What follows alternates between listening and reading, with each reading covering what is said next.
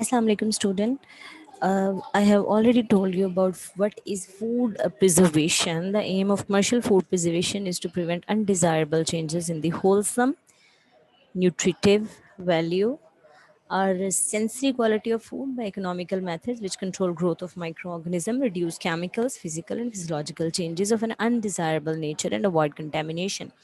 मैंने आपको पहले ही बताया है कि हमने जो है वो फूड को प्रिजर्व करते हुए माइक्रो ऑर्गेनिजम्स को डिस्ट्रॉय करते हुए इस लेवल तक नहीं जाना कि हम फूड की जो है वो होलसमनेस, मतलब कि वो जो भी चीज़ है अगर वो गंदम है तो वो गंदम ही लगे, अगर वो आटा है तो वो आटा ही लगे, रोटी ही लगे, ऐसा ना हो कि उसका कुछ का कुछ बन जाए। अगर आप खा रहे हैं, अगर आपने जूस को प्रिज़र्व करना है तो मैंगो को प्रिज़र्व करना है तो उसका फ्लेवर आपने प्रिज़र्व करना बड़ा ज़रूरी है, along with to make it save from micro organisms. तो जो बेसिकली फूड प्रिजर्वेशन होती है वो यही होती है कि आप उसकी wholesomeness, nutritive value, sensory quality of food economical method से, इकोनॉमिक जो कॉस्ट बेनिफिट रेशो होती है ये बड़ी इंपॉर्टेंट होती है। ये तो नहीं है ना कि एक चीज़ जो है वो इतनी ज़्यादा आप उसके ऊपर टेक्नोलॉजी इस्तेमाल कर लें कि वो इतनी महंगी हो जाए कि आप जो है वो मार्केट में उसका ऑल्टरनेटिव जो है वो अगर उससे सस्ता हो, तो ये सारी चीज़ें जो हैं इनको देखते हुए फूड को प्रिजर्व किया जाता है। टेक्निक्स जो यूज़ होती हैं वो गौर से देख लें। ए सेप्सिस होता है, एब्सेंस ऑफ इन्फेक्शन।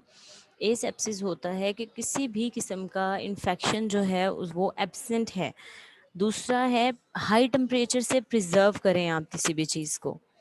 तीसरा है प्रिजर्वेशन हाई टेम्परेचर से, जैसे बॉइलिंग से आप करते हैं, स्काल्डिंग से करते हैं, डिफरेंट जो है वो ultra high temperature treatments use करके जो है वो टाइम और टेम्परेचर कॉम्बिनेशंस यूज़ करके प्रिजर्व करते हैं। और फिर है preservation by low temperatures. Then preservation by chemicals, जैसे हम बहुत सारे केमिकल, जैसे जैम बनाया था तो बहुत से स्टूडेंट्स जो हैं उसमें पोटाशियम मेटाबाइसल्फाइड डाला था उन्होंने। इसके अलावा आप सिट्रिक एसिड डालते हैं, समटाइम आप लेमन डालते हैं। तो ये चीज़ें जो होती हैं ये केमिकल्स यूज़ करते हुए फिर हम प्रिजर्व करते हैं ड्राइंग से। पुराने ज़माने में लोग क्या करते थे, जब ये रेफ्रिजरेटर्स वगैरह नहीं होते थे, ये गोश्त जो है उसको जो है वो धागे में पिरो के उसको ना हवा में धूप में सुखा लेते थे। तो जो ड्राइंग है वो वाटर कंटेंट जो है वो कम कर देती है, और वाटर कंटेंट कम होने की वजह से चांसेस ऑफ माइक्रोबियल इन्फेस्टेशन कम हो जाते हैं। फ़िल्ट्रेशन से प्रिजर्वेशन करते हैं, इसकी बहुत अच्छी एग्जांपल मैं आपको देती हूँ कि जब घरों में दूध आता है तो हम उसको एक जाली से, एक नेट से या किसी भी मलमल के कपड़े से छान लेते हैं। तो वो भी हम जो है वो उसको एक तरह से बहुत सा फॉरेन मटेरियल और बहुत सारे जो है वो पैथोजेनिक माइक्रो ऑर्गेनिजम्स या droppings of micro organism, droppings of animals जो उसके अंदर चली जाती हैं वो फिल्ट्रेशन के थ्रू हो जाती है। प्रिजर्वेशन बाय फर्मेंटेशन, इसमें ये करते हैं हम कि वाटर कंटेंट कम, फर्मेंटेशन से वाटर कंटेंट कम हो जाता है, एसिडिटी बढ़ जाती है। जैसे पिकल्स बनाते हैं हम, अचार वगैरह, ये फर्मेंटेशन की एग्जांपल है। Prevention by salt and preservation by salt and sugar, ये ऐसे है जैसे मुरब्बा जात बना लेते हैं या आप नमक डाल के फर्मेंटेशन कर देते हैं उसमें जो अचार वगैरह बनता है उसमें। प्रिजर्वेशन बाय एसिड्स, जैसे लेमन वगैरह डाल के आप जो है एसिडिटी थोड़ी सी बढ़ा लेते हैं। और the last one is preservation by irradiation, हम अपने फूड मटेरियल को इरेडिएट करते हैं, ऐसी रेडिएशंस उसके ऊपर डालते हैं कि जो माइक्रो ऑर्गेनिज्म हैं उनकी प्रोटीन जो हैं वो डेड हो जाती हैं, और हमारा प्रोटीन जो है वो सेव, हमारा जो फूड मटेरियल है वो सेव रह जाता है। लो टेम्परेचर से जो प्रिजर्वेशन करते हैं, the use of low temperature to preserve food is based upon the fact that activities, क्यों हम लो टेम्परेचर यूज़ करते हैं, क्योंकि एक फैक्ट है कि जब टेम्परेचर हम लो करते हैं तो एंजाइम एक्टिविटी बहुत कम हो जाती है, plus the food borne micro organisms हैं उनकी एक्टिविटी स्लो डाउन हो जाती है, और या स्लो डाउन या स्टॉप हो जाती है freezing temperature, above freezing temperature पर या सब फ्रीजिंग टेम्परेचर्स पर। So low temperature can be produce by दो तरीके से, एक रेफ्रिजरेशन या चिलिंग, दूसरा फ्रीजिंग। अब refrigeration, preservation of food by chilling, अब ये चिलिंग, रेफ्रिजरेशन और फ्रीजिंग में डिफरेंस देखते हैं। Preservation of food at temperature above freezing and below 15 degree centigrade is known as refrigeration or chilling, one and the same thing. अब वो आप refrigeration या चिलिंग कंडीशंस आप रेफ्रिजरेटर में प्रोड्यूस कर दें या आउट ऑफ रेफ्रिजरेटर प्रोड्यूस कर दें, this is not an issue. तो preservation of food at temperatures above freezing and below 15 degrees centigrade is known as refrigeration or chilling. It is used to reduce the rate of biochemical and microbiological changes and hence to extend shelf life of fresh and processed foods. इसमें minimal changes आती हैं sensory characteristics में. जब आप refrigerator में tomatoes, दूध और ऐसी बहुत सारी चीज़ें, तो वो उसमें चेंज नहीं आता, उसका टेस्ट नहीं चेंज होता, मोस्ट ऑफ द टाइम ये सेम टू सेम रहता है. ओके, चिलिंग रिटार्ड्स क्या क्या करती है, चिलिंग से क्या क्या चीज़ें स्टॉप होती हैं. माइक्रो ऑर्गेनिजम्स की growth, post harvest and post slaughter.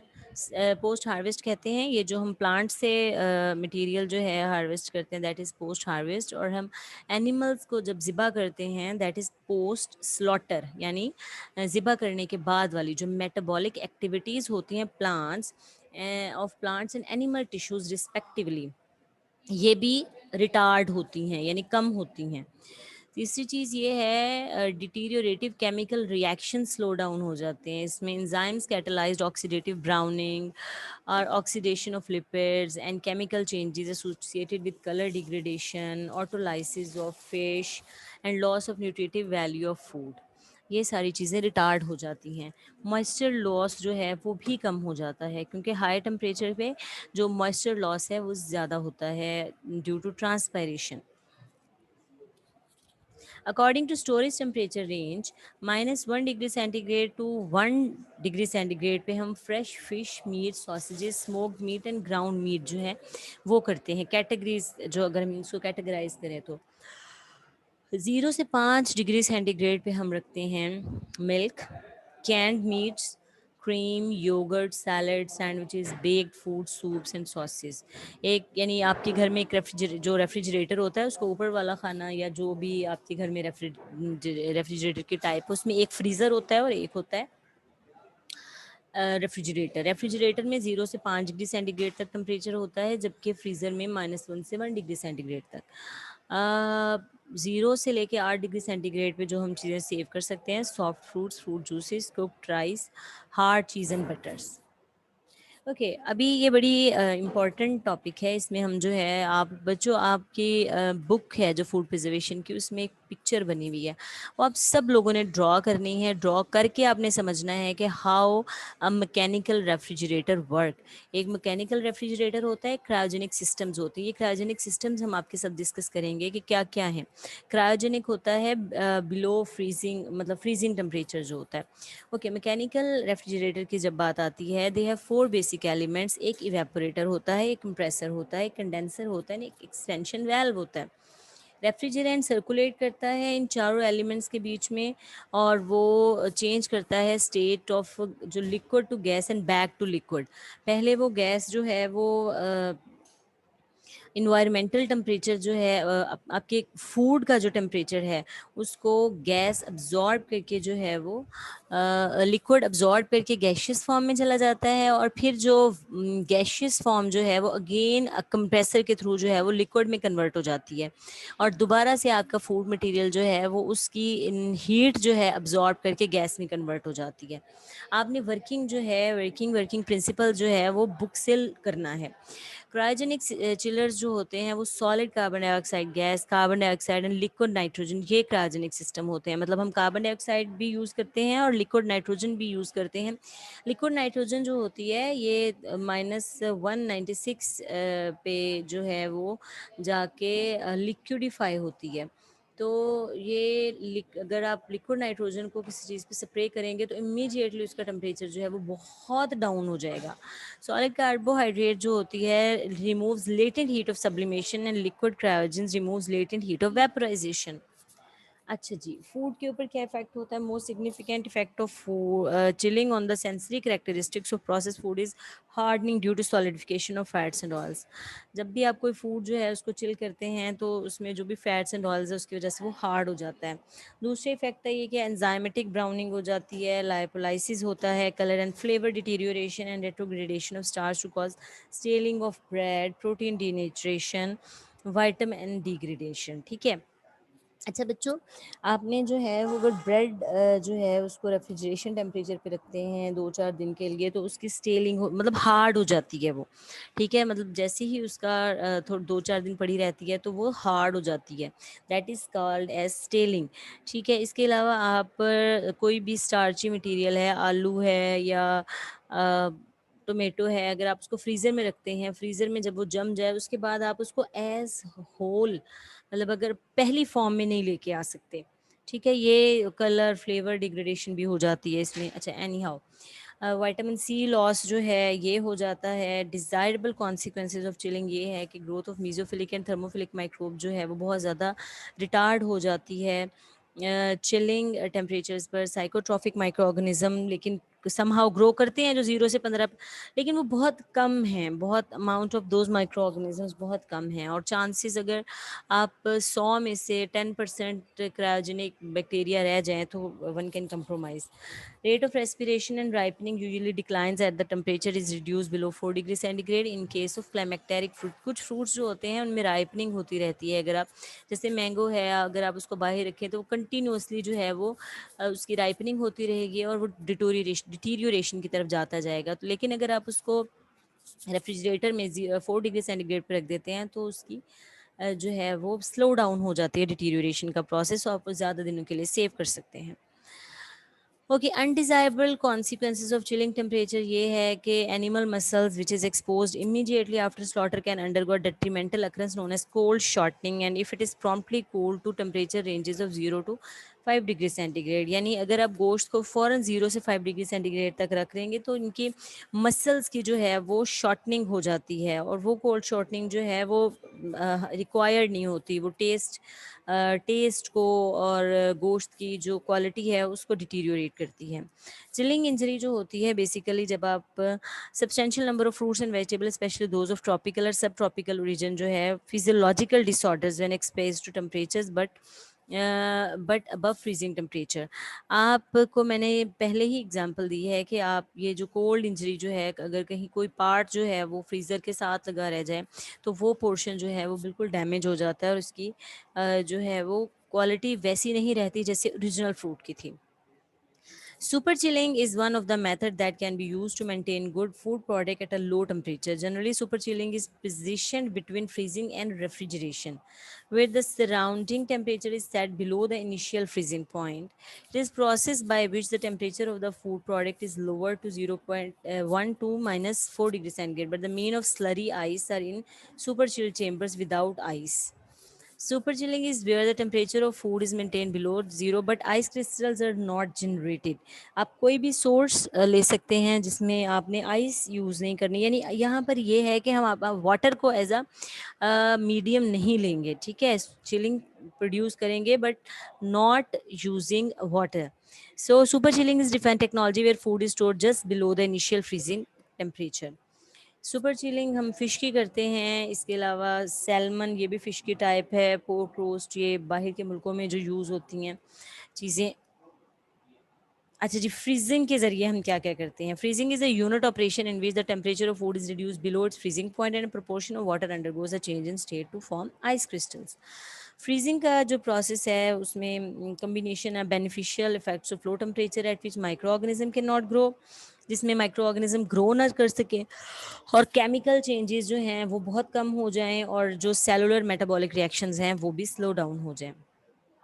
Sensible heat is first remove to lower the temperature of food to the freezing point. अच्छी खासी जो फूड की मतलब हमारा जो इस वक्त एनवायरमेंटल टेम्परेचर है ये अबव 35 है, तो 35 डिग्री सेंटीग्रेड पे फूड अगर आप रखते हैं रेफ्रिजरेटर में तो वो जो उसकी अंदर हीट होती है वो अब्जॉर्ब कर ली जाती है आपकी रेफ्रिजरेटर से।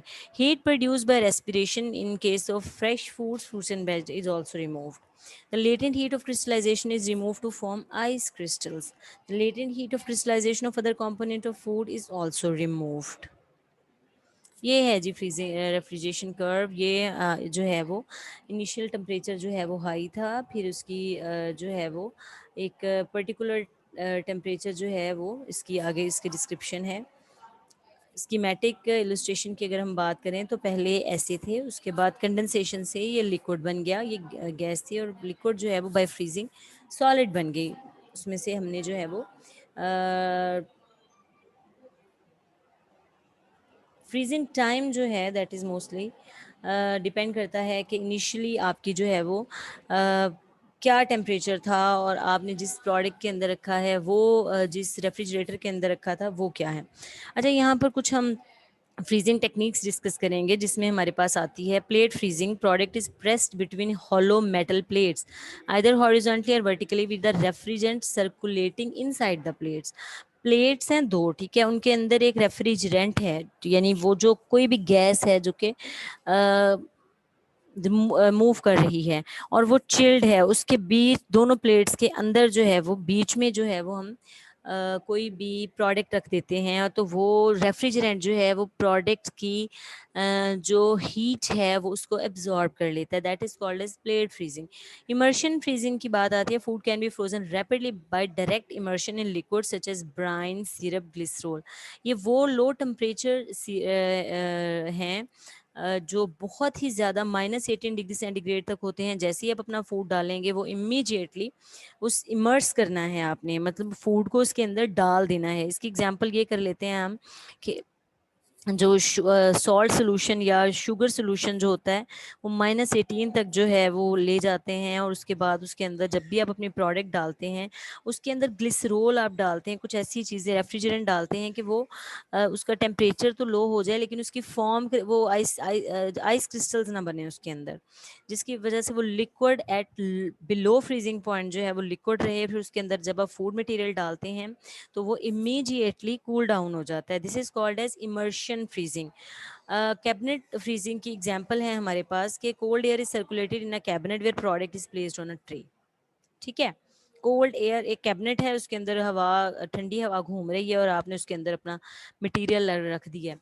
एयर ब्लास्ट फ्रीजिंग जो है वो vigorous circulation of cold air in order to, ये यही है, इसमें कैबिनेट फ्रीजिंग की तरह ही होती है ये कोल्ड ब्लास्ट फ्रीजिंग, लेकिन बहुत ही लो टेम्परेचर के ऊपर जो है वो कोल्ड एयर डालते हैं आप, -18 से -34 डिग्री सेंटीग्रेड तक।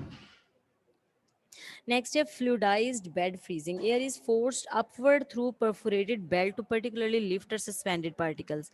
कोई भी आप जो है वो ऊपर से लिक्विड फेंक रहे हैं, ठीक है, नीचे से आप बहुत ही प्रेशर के साथ जो है वो ठंडी हवा डालते हैं, तो आपका वो जो लिक्विड है वो जो है वो सॉलिडिफाई होता जाता है और in the form of freezed material आ जाता है आपके पास। Next is tunnel freezing. Product जो है ट्रे के ऊपर जो है रख दी जाती है, रैक्स के ऊपर और इर्द गिर्द। ये सारे के सारे मेथड जो हैं ये इंडस्ट्री में यूज़ होते हैं, plate freezing, immersion freezing, cabinet freezing, जहाँ पर उन्होंने कॉस्ट बेनिफिट रेशियो निकालनी होती है कि कम से कम पैसों में मैक्सिमम प्रोडक्ट जो है वो मैक्सिमम, या वो जहाँ पर जो है वो प्रोसेसिंग हो रही होती है फूड प्रोडक्ट्स की, सेंसिटिव फूड प्रोडक्ट्स की, और कोल्ड जो है वो टनल्स के अंदर, ठंडी टनल्स के अंदर जो है वो फूड मटेरियल मूव कर रहा होता है, सर्कुलेट कर रहा होता है।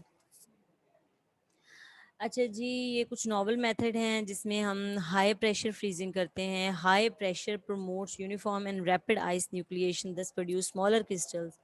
ये बहुत ज़्यादा हाई प्रेशर फ्रीजिंग रिक्वायर्ड होती है आइसक्रीम्स में, जहाँ पर हमने बिल्कुल भी क्रिस्टल्स नहीं बनने देनी होती हैं, बल्कि स्मूथ रखना होता है टेक्सचर को।